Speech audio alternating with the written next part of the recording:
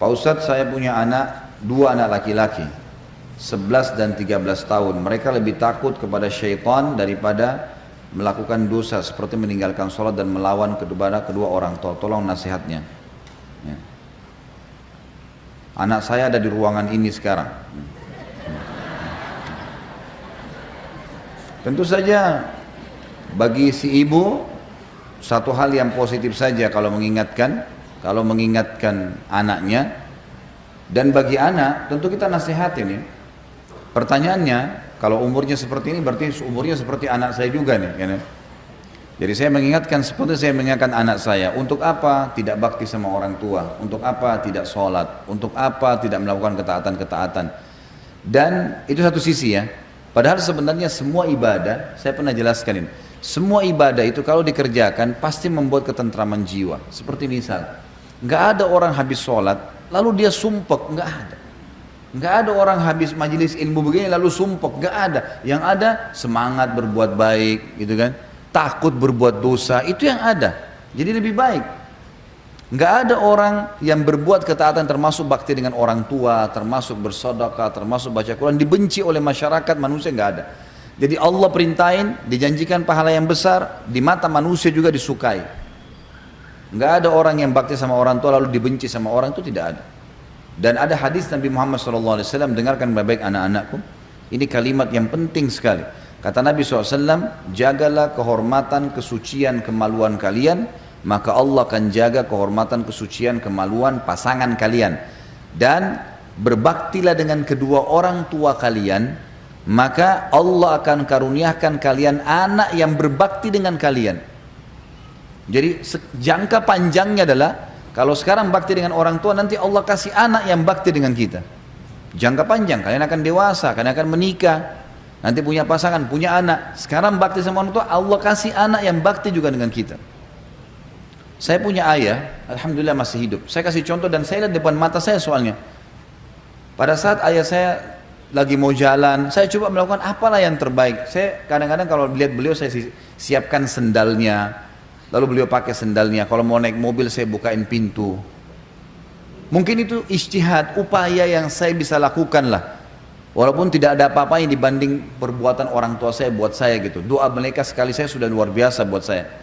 Tapi subhanallah, ada anak saya 3 tahun laki-laki, setiap kali saya mau keluar, saya kalau mau keluar diambilin sama dia sepatunya. 3 tahun, sepatu saya diambilin atau sendal saya diambilin, dipakein sama dia.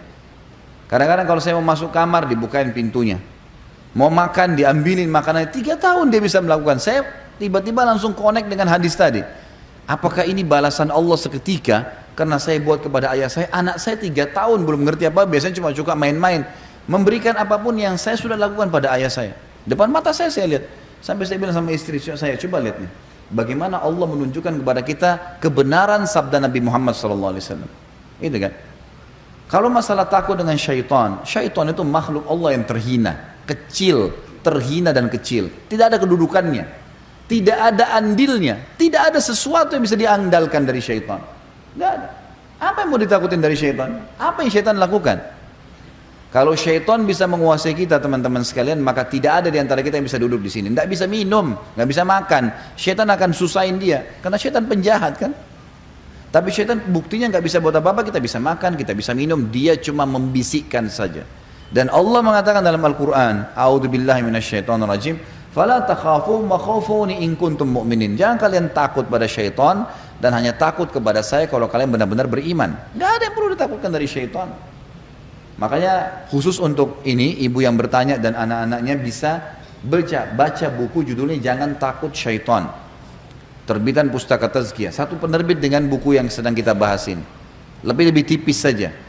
Situ dijelaskan siapa itu syaitan, kenapa kita tidak perlu takut dengan syaitan, apa langkah-langkahnya menyesatkan manusia. Nggak ada perlu ditakutkan. Sisi yang lain, ibu yang bertanya tadi dan anak-anaknya, mulai sekarang dan seluruh muslimin yang mendengarkan ceramah kita, baik pemirsa ataupun mungkin di sini Bapak Ibu yang hadir di sini, yang mengikuti pun di YouTube, yang mengikuti ceramah kita atau di web, maka ingat satu hal Bapak Ibu sekalian berhubungan dengan syaitan. Syaitan itu makhluk Allah terhina, tidak ada yang perlu dikhawatirkan dari mereka, dan syaitan hanya bisa membisikkan saja, tidak lebih daripada itu. Tidak lebih daripada itu. Tidak bisa berbuat apa-apa. Kalau ada orang yang melihat penampakan itu karena dianya bermasalah, mungkin dia takut sama syaitan itu, atau memang dasarnya dia pernah belajar tenaga dalam kah, dia pernah ke orang-orang yang tidak pintar lah, ya. Pernah ke orang tidak normal, semua ini. Akhirnya jadi terganggu jiwanya. Jadi nggak perlu takut sama syaitan untuk apa. Dan tinggalkan semua media, fasilitas yang membawa pada itu. Tontonan, adanya syaitan, adanya rugun tayangan, adanya ini, itu semua khurafat, dusta, merusak akidah. Terutama film-film horor tuh, dusta, nggak ada pocong jalan tuh, nggak ada. Nggak ada. Ada yang pernah lihat dengan mata kepalanya pocong jalan? Mana coba? Nggak ada. Film direkayasa itu, nggak ada. Sama sekali nggak ada. Memang itu sudah syariat kita menjelaskan dan itu fakta lapangannya begitu. Jadi nggak ada. Apa yang perlu ditakutkan? Nanti. Jadi jangan takut sama syaitan dan baca buku tadi untuk memperkaya bahasan, atau lihat nonton bahasan saya tentang bekal dunia akhirat judulnya di YouTube atau di web, atau tonton juga tentang masalah sihir. Masalah sihir dan perdukunan itu banyak panjang lebar saya jelaskan tentang masalah itu. Allahu alam. Dan saya mendoakan semoga saja ibu dan anak-anaknya insya Allah dijaga di dalam ketaatan kepada Allah. Dan bagi anak saya ajak untuk berbakti pada ibunya, dan bagi ibu juga lebih rahmat dan kasih sayang kepada anaknya. Semoga saja insya Allah disatukan dalam keimanan dan disatukan di dunia juga di akhirat.